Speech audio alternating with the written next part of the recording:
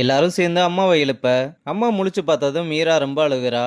அம்மாவும் எனக்கு ஒன்றும் இல்லடி நீ அழாதான்னு அப்பா கிட்ட பாப்பா இப்படி பண்ணுவான்னு நான் நினைச்சு கூட பார்க்கலன்னு சொல்றாங்க. அதெல்லாம் இப்ப யோசிக்காம நல்லா ரெஸ்ட் எடு. இப்ப அவ எங்க இருக்கா?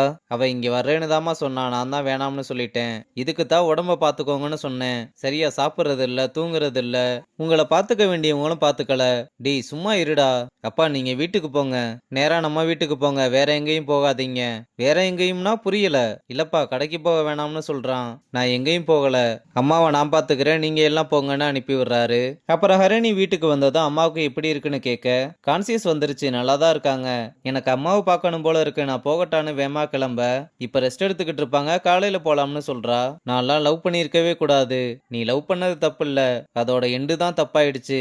சரி விடு, இனிமேல் நீ பயந்து பயந்து இருக்க தேவையில்லைல. ஜக்குவும் மீராவும் சாப்பாடு வாங்கிட்டு வரேன்னு சொன்னாங்க, உனக்கு என்ன வேணும்னு சொல்லு, நான் வாங்கிட்டு வர சொல்றேன். எனக்கு சாப்பாடெல்லாம் எதுவும் வேணாம்னு சொல்லிட்டு கிளம்புறா. அப்ப காலிங் பெல் அடிக்கிற சவுண்டு கேட்டதும் யாருடான்னு வந்து பார்த்தா சித்து நிக்கிறான். அவனும் உள்ள கூப்பிட, அம்மாவுக்கு உடம்பு சரியில்லைன்னு சொன்னேல, அதான் பாத்துட்டு போலாம்னு வந்தேன். அம்மா வீட்ல இல்ல, ஹாஸ்பிட்டல்ல இருக்காங்க, வாங்க வந்து உட்காருங்க. சரின்னு அவனும் உட்காந்து அம்மாவுக்கு என்னாச்சுன்னு கேட்க, மைல்டா ஹார்ட் அட்டாக் வந்திருக்கு, இப்ப கொஞ்சம் பரவாயில்ல, 2 டேஸ்ல வீட்டுக்கு கூட்டிட்டு போலாம்னு சொல்லியிருக்காங்க. சரி ஓகே, உனக்கு தேவைப்படுற லீவ் எடுத்துக்கோ.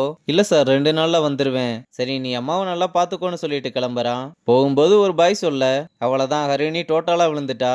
இங்க மது 2-3 நாளா அப்பாவை ஆளக்கானமேனு உங்ககிட்ட எதுவும் சண்டை போட்டாரான்னு கேக்குறா. அவங்களும் அதெல்லாம் இல்லேன்னு அம்மாவுக்கு உடம்பு சரியில்லாத விஷயத்த சொல்ல, உனக்கு இந்த மாதிரி உடம்பு சரியில்லாம போனப்போ ஒரு நாளாவது இப்படி பாத்துருக்காரா? இந்த வீடு அவருக்கு வெறும் டைம் பாஸ் மட்டும்தான், உனக்கெல்லாம் சொன்னாலும் புரியாது, ஒழுங்கா இந்த டாபிக்கை விடு. சரி எனக்கு 3000 ரூபாய் செலவுக்கு வேணும்னு கேட்க அவங்களும் அனுப்பிவிட்டு, இந்த பணம் கூட அவரு கொடுத்ததுதான்னு சொன்னதும் எதையும் எதிர்பார்க்காம யாரும் எந்த விஷயத்தையுமே செய்ய மாட்டாங்கன்னு சொல்லிட்டு போறா. இங்க ஜெய்சுவும் ஹாஸ்பிட்டலுக்கு அம்மாவை பார்க்க வர, அம்மா அவளை பார்த்ததுமே வானு கூப்பிடுறாங்க. அவளும் நான் பெரிய தப்பு பண்ணிட்டேம்மான்னு சாரி கேட்டாளுக. நான் உன்னை ரொம்ப அடிச்சிட்டேன்டா, வலிக்குதா? கோவத்துல அப்படி அடிச்சிட்டேன்டா, மன்னிச்சுக்கோ. இல்லம்மா என்னால தானே உனக்கு இப்படி. அதெல்லாம் ஒண்ணும் இல்லடா, நான் நல்லா இருக்கேன், நீ இந்த விஷயத்த முன்னாடியே சொல்லியிருக்கலாம்ல, உனக்கு இப்படி ஆயிடக்கூடாதுன்னு பயத்துல தாமா சொல்லல.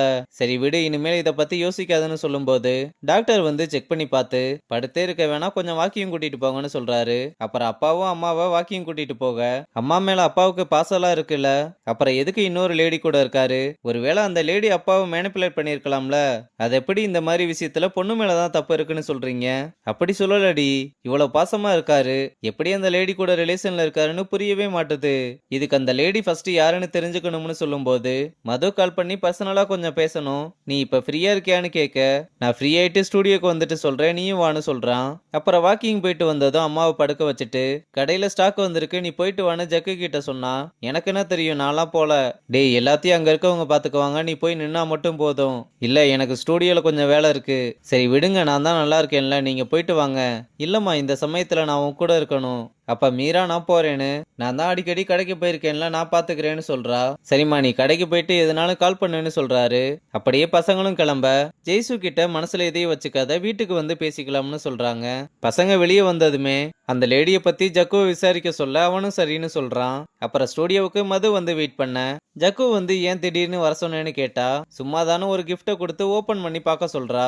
அவனும் ஓபன் பண்ணி பார்த்தா ஒரு சேட்டை வாங்கி கொடுத்துருக்க, ஜக்குவும் நல்லா இருக்குன்னு சொல்றான். உன் நெக்ஸ்ட் ஈவெண்ட்டுக்கு இதை போட்டுக்கோன்னு சொல்லிட்டு, அன்னைக்கு ஈவெண்ட்ல நான் உன்னை நிறைய போட்டோ எடுத்தேன்னு அந்த போட்டோஸ் எல்லாத்தையுமே காட்டி, இதெல்லாம் உன்னோட சோசியல் மீடியா பேஜுக்கு யூஸ் பண்ணிக்கோன்னு சொல்றா.